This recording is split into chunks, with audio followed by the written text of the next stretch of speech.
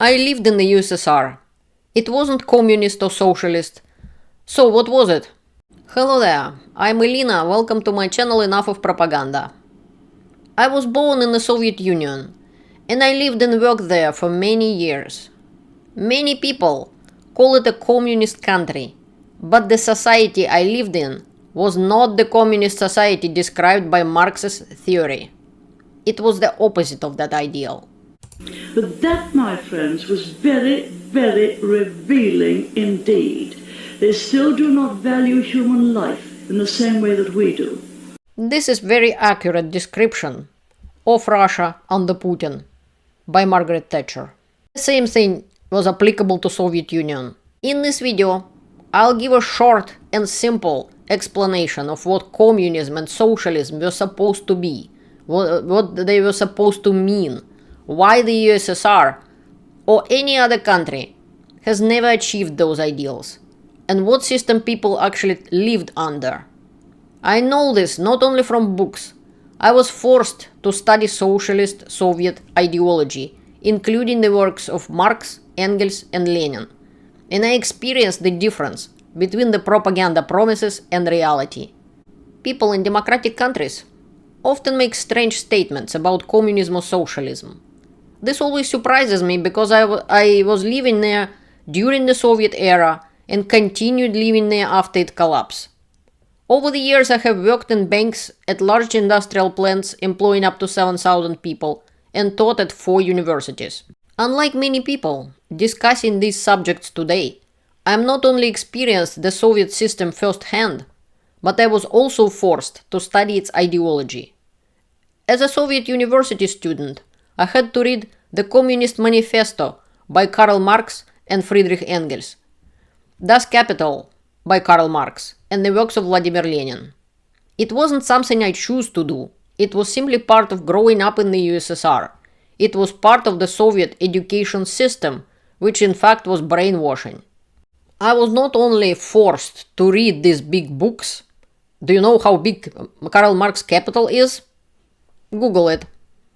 Basically, we had to even pass exams and quote big chunks of these books, word for word. This is why I find it surprising when people in democratic countries describe the USSR as a successful example of socialism or communism. The Soviet government itself taught us what those words were supposed to mean, and the country we lived in looked nothing like that ideal.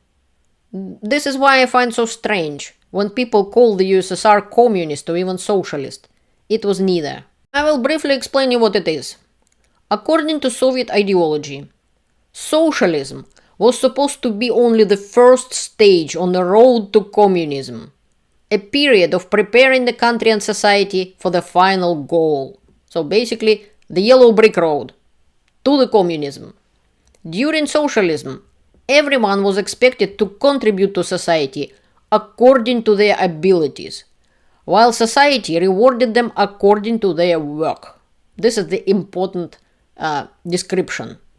The famous slogan was, "He who doesn't work, neither shall he eat," except for children, pensioners, and those unable to work. Communism was supposed to be the final stage. Everyone would contribute according to their abilities, and society would provide for everyone according to their needs. There will be no money, everyone will live in prosperity.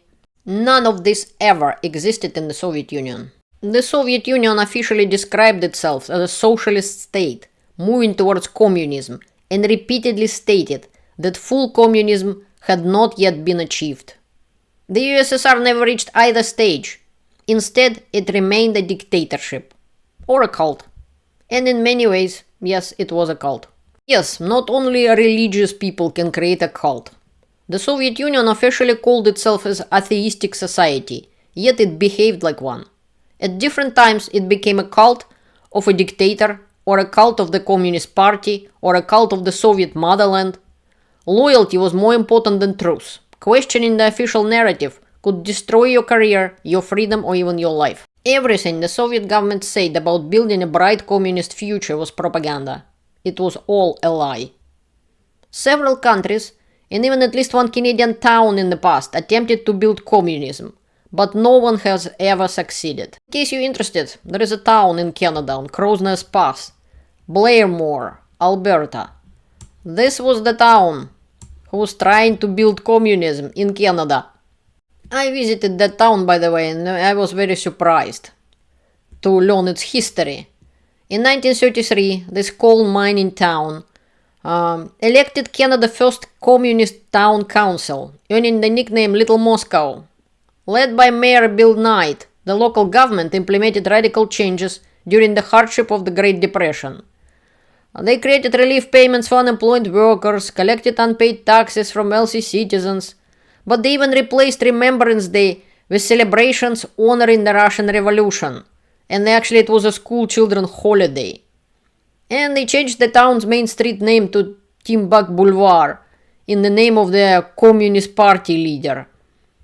This ended up exactly as the Soviet Union ended up. But Canada is a democratic country.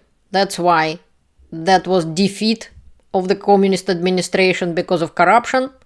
Basically, Mayor Knight exceeded his travel expenses in 1936 and asked to use the town treasury to cover the difference. Good luck with that idea in Canada. So his council colleagues turned against him, and basically that was the defeat of the communist administration in the next municipal election. I will tell you from the first-hand experience, trying to build communism in the Soviet way, it's like trying to build a house out of excrement. It may stand for a while if it freezes during winter, but sooner or later it will collapse under its own weight. Every country that copies the Soviet model eventually became a corrupt dictatorship or a cult, whose leaders robbed their own people by claiming to act in their name. Ironically, Canada and other Western democracies have come much closer to achieving some of the goals that Soviet Union only talked about. This is not my picture, but I remember this very well. Could be very easily to be perestroika time most likely, and I remember standing in line to buy sugar for 4 days. Ironically, Canada and other Western democracies have come much closer to achieving some of the goals the Soviet Union only talked about. Combined with democratic institutions and some so-called socialist policies such as 8-hour workday, national and or provincial parks, social safety nets and legal protections, capitalism gradually became far more efficient and successful system. This didn't happen overnight. It took decades of people fighting for their rights and freedoms, and some even lost their lives in that struggle. Nothing is perfect. Democracy isn't perfect either. But so far it's the best system humanity has come up with. In a democratic society, the majority of people enjoy rights and freedoms protected by law. This is infinitely better than living under dictatorship or a cult. I know because I have lived under both systems. It's incomparably better. It can't even be compared. So next time someone casually calls the Soviet Union communist or socialist, remember that those words described an ideology the USSR claimed to pursue, not the system its people actually lived under. Nobody ever built communism or socialism. Please remember that. I have a few questions for you. Were you taught to fear communism or socialism when you were growing up? How were these ideas explained to you? I'd genuinely be interested in hearing your experiences and thoughts. Don't trust labels, trust reality. Thank you for watching. Learn the truth, stay informed, and see you later.